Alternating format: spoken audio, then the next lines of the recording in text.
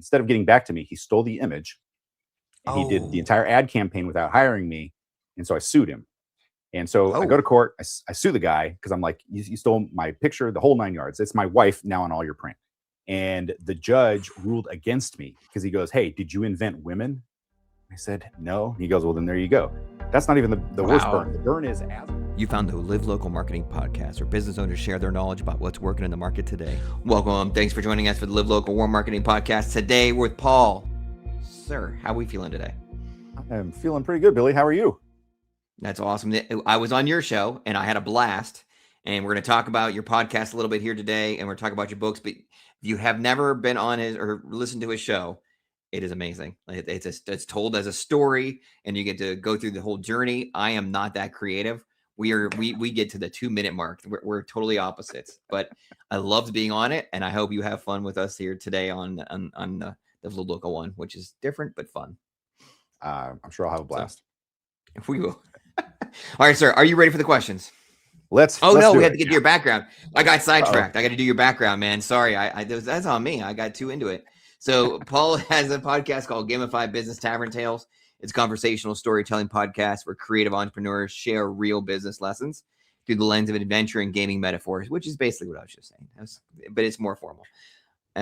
Paul Pape, he think of him as like a game master guiding authentic conversations about creative business journeys. And you do that. And we'll talk about the books at the end and all that good stuff. Now, are we ready for the questions? We are ready for the questions. There we go. Sorry about that. We had a little, yeah. All right, cool. Talk to us about a time where you had a loss or you thought it was a loss and it turned out to be a win. Probably one of the best stories that I have here. I pitched myself to a grocery store chain to be a designer for a new ad campaign. And the original owner had an idea, but it was horrible. He didn't know his market. So I actually had talked to him. I said, well, what if we did this? What if instead of a dancing marching bear, which is what he wanted, we do a woman? Because, the 85% of people who shop are female. And so I said, and it's a woman who does all these savings. So I showed a picture of my wife, an animated drawing that I had done. And I'm like, something like this. And he's like, okay, we'll get back to you. Well, instead of getting back to me, he stole the image.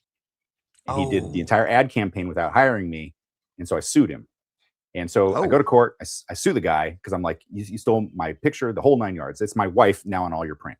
And the judge ruled against me because he goes, hey, did you invent women? I said, no. He goes, well, then there you go.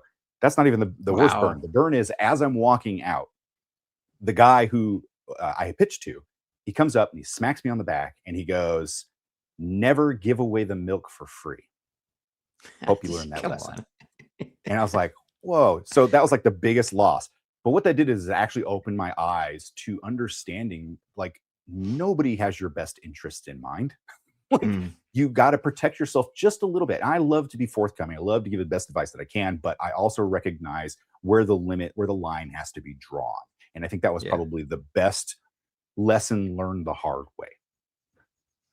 There you go. Now, let me ask you this. Did you ever shop there ever again? Nope. No, you were done. Done with it forever. So he lost the customer. But does he still running that ad campaign even to this day, or did he do it for a few years? No, he's passed. He passed, but he ran it for 3 years. So 3 years, I'd get print mail in the mail. I'd see him on television, and it infuriate me every time. Lesson learned. All right, cool. So with your business, and you're doing a lot of creatives, you're doing a lot of storytelling. It may not be as linear as just setting goals. How do you set goals being in such a creative space? How does that look for you?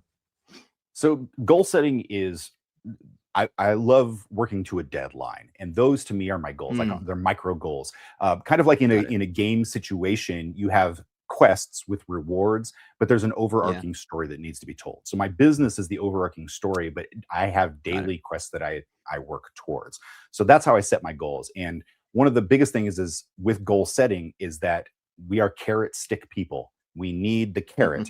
And so whenever I set a goal, I always set a reward. And the reward doesn't need to be tangible. Sometimes it can be, I just get to take the rest of the afternoon off or whatever, but I need to have a goal because then that gives me the drive to want to push through to finish the work in a timely manner. I think my kryptonite is when someone says, whenever you get to it. because that deadline is so, I'm like, there will never be a time when I just get to something. I need to have these parameters in place.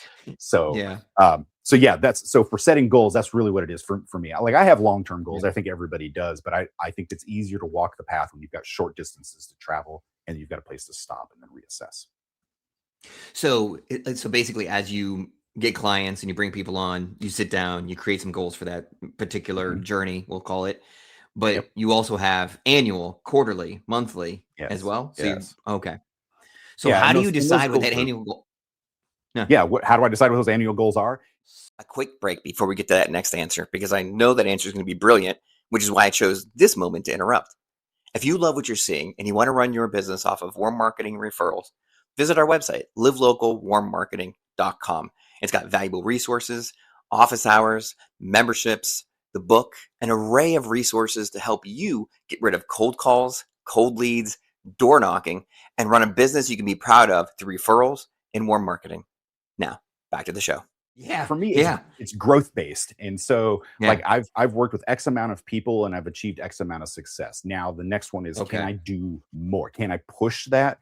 Can I get into, because my world is very, very large, very open. The skill set allows me to work in a lot of different venues. So it's like, where can I push myself next? Those are typically the goals that I'm usually pushing. How long did it take you to get to that point? Because just starting a business, it's very creative, but to know I can sell this many clients per year, that must have taken at least 3-4 years to 10, set 15, those 10, 15 years is what 10, it did. 15? Because especially with the maker version of like my other job, which is the Paul Pape Designs Santa for Nerds job. That one took 15 years because I would take everything that came onto my plate, but then you're obviously spread too thin and the work suffers. So then it took me about 10, 15 years to really like hone down like what is possible. And then what allowed me to set that bar, and I know we're over time here, but what allowed me to set the bar there is pricing. I kept pricing myself higher and higher. And so I started eliminating a lot of the chaff from the wheat. And then that allowed me to really concentrate my time on the things that were worthwhile. And so now when I go out and venture into new areas, I'm starting a new quest, trying to push into something new, I can set the bar lower because I know the rest of my business is already at that tier, and I can kind of like find those people. All right. So setting we're over time, but I got to go another question. So setting the price higher though, did that necessarily mean you probably made the same amount of money? You probably still were landing clients. Like the price point probably was a surprise to you.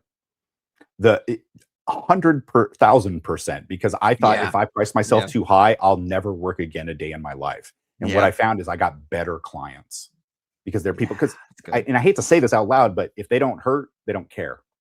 And the best way to hurt somebody's in their pocketbook, unfortunately. And so if they're paying a little bit more, they're invested. And so you know that they're going to be a good client. And I kid you not, to this day, 20 something years into this business, when a person wants to negotiate the price, they're going to be the worst client you'll ever work with. Yeah. Hands down. I've never had that not be the case. Even if it's like a military discount or help a brother out or whatever, that client ends up being a nightmare. That's good advice. All right. So moving on to the next one. The next one, it's going to be, I know where you're at. So I'm going to skip the cold part because you don't do cold. Like it's not really part of your repertoire. You're not the colders. So talk to us about some of the warm marketing strategies that you are using now that are really working you land clients. The best one is don't gatekeep. I give away information for free. Like Got it. Like I'm a professional problem solver. That is my job. It's with Gamify. It's with Paul Pape Designs. Professional problem solving. So a lot of times people just come up to me and they just have they need a quick fix, kind of like a junkie. They're like, hey, I got a problem. Can you fix it really quickly? Yes. I never once let the money be the gate. And I despise that in a lot of places. I was working with a coach once and we were in a big room and they're like, he was going through a demonstration. He stopped himself and he said out loud, oh, I can't say this next part because some people in the room have not paid for that information yet. And it killed the momentum of the room. Everybody got quiet. And he looked at it as it was a way of earning more income because, people want to know this information. He's keeping it secret through a threshold. But the reality was it turned a lot of people off on him. We're like, oh, you're that guy. And so for me, the best way to nurture a warm engagement and with other people is to give them a sample. Let them know a little bit about what you do, what you're into, and how best to how you operate. Because it's all relationships, as you're well aware. Yeah. It's all Yes. about working with people. And so if they don't know how you operate, they don't want to get into it, especially financially, where it's starting to hurt. And then they find out they don't like working with you at all. So how do you, all right, so let's go back to that first answer you gave us. Okay. How are you towing the line with I'm giving away and I don't want to be burned versus I'm giving it all away to get more customers? Where is that line for you?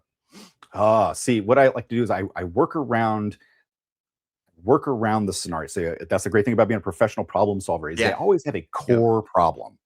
I will skirt around the core Ah, problem and I'll give them a lot of information around it, but I will not give them the key that unlocks the whole package. And that was the lesson that I pulled away from the loss to win question, was that you can still be helpful. You can still be generous with your information and your yeah. time, but you've got to leave a little bit in reserve because it's the sampling that they want to get. They don't want the whole meal. They want the advice and how to solve the problem, but you still are the one that's going to physically solve the problem. So you still have a use in that scenario, right? You're the one that's Absolutely. doing Yeah. labor. Yeah. And it's You've been at this. yeah. Sorry. No, No, no. go. No. I was moving on to the We're gonna next go back one. and forth. We being got it polite here. right. We could. So you've been at this for 15 years, fine tuning it, tweaking everything, making sure it looks good. What strategies, what things don't you do anymore? People, the ROI is not there. Don't do this. I don't. I try my best not to work for friends and family.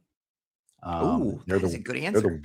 the worst customers because they. Really? My friend told me, they know how to push all your buttons because they installed them, and that's the truth. And so whenever you're working with them, they become the discount person to the nth degree. So Yeah. that's a big one that I've forgone. Also, I like it's either all or nothing as far as free or pay. I don't haggle anymore. I'm very comfortable Mm, with saying you're not comfortable with this price, you're not my client. And I say it in a mm. nicer way than that, but that's the Yeah, reality yeah, of it. yeah, It's like I yeah. would, I would love a Lamborghini. I can't afford one, so I'm not going to drive one, but I would like to have one. Well, it's the same thing when you're working with me as a client. It's like, oh, we'd really like to hire you, but we can't afford you. Well, then you have to hire somebody else, and that's just some place to get comfortable with. So no friends and family, and then also be good at saying you're not my client, and that's okay. It's not a bad thing. So for the person that's just getting started, though, that's easy advice, right? Because they're just getting Yes. started.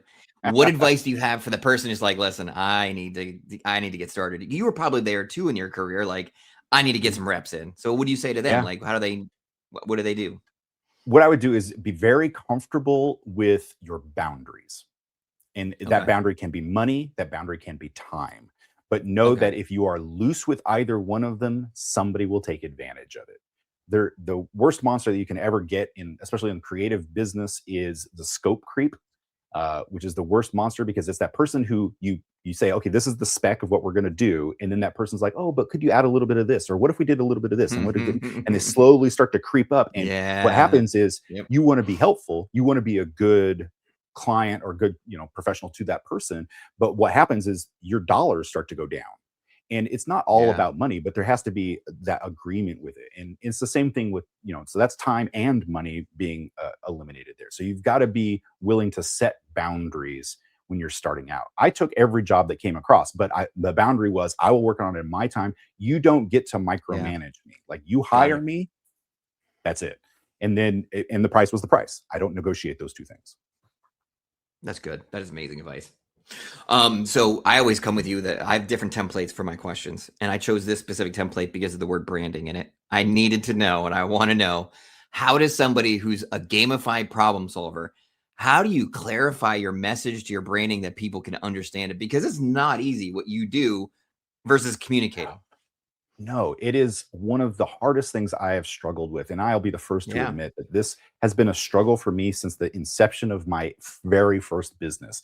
I used to say, you're hiring a genie, or we're want fulfillment specialist. It would be genies, or would be Yeah. wishes, but we're Yeah. not genies, whatever. Like, the problem is like, if you are too open, then nobody knows what you do. If you're too focused, then you alienate a lot of people. And so what I do with the branding is I try to make the branding intriguing. That's literally Okay. it. Like, gamify business. How do you gamify business? Santa for nerds. I know what Santa is. I know what a nerd is. What is a Santa for nerds?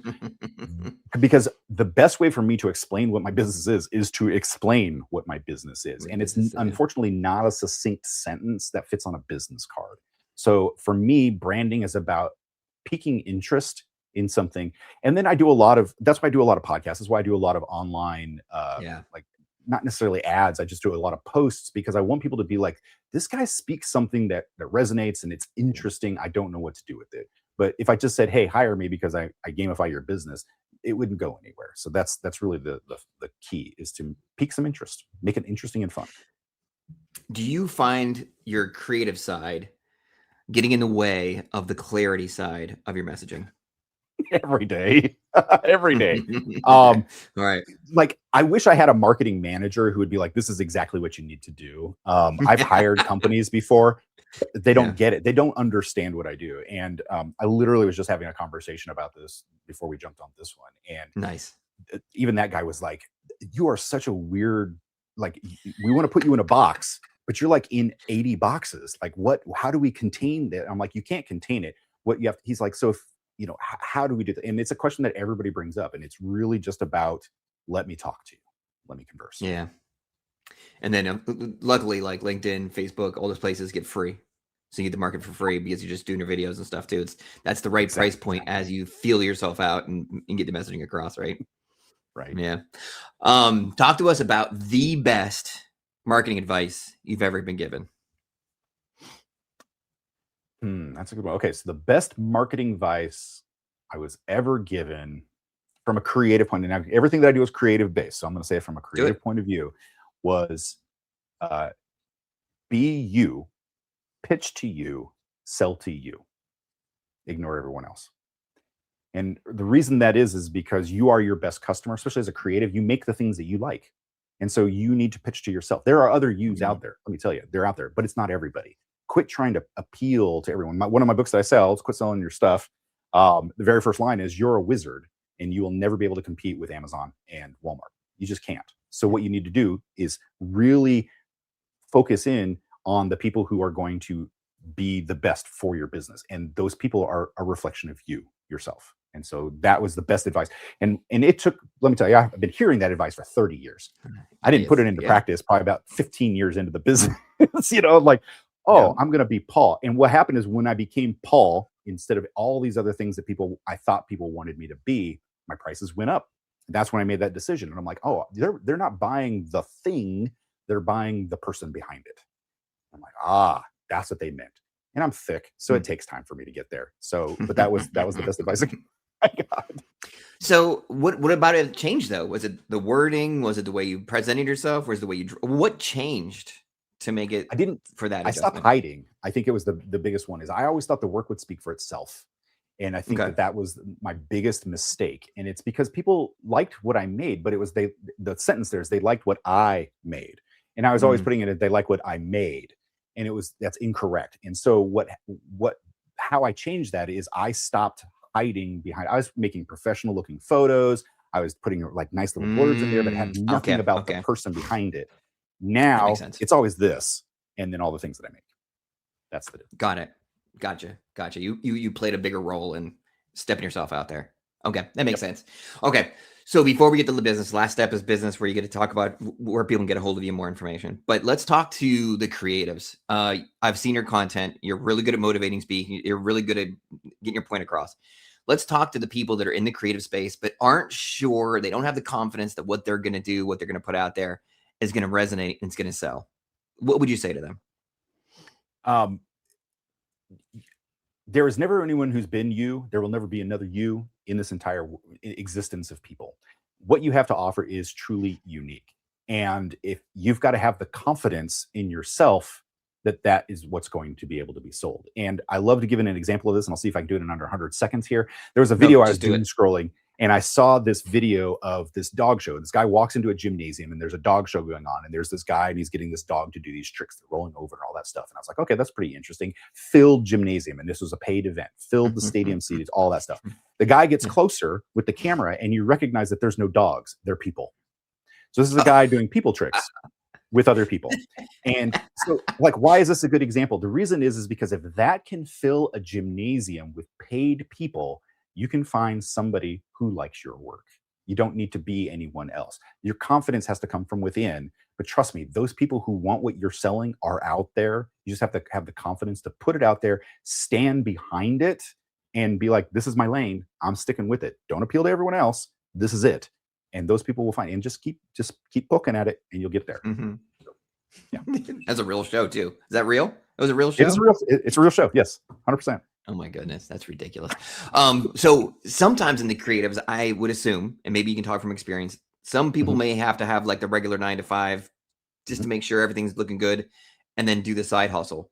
Yeah. Is that something you'd advise? And at what point do you know that hustle can be become the regular job?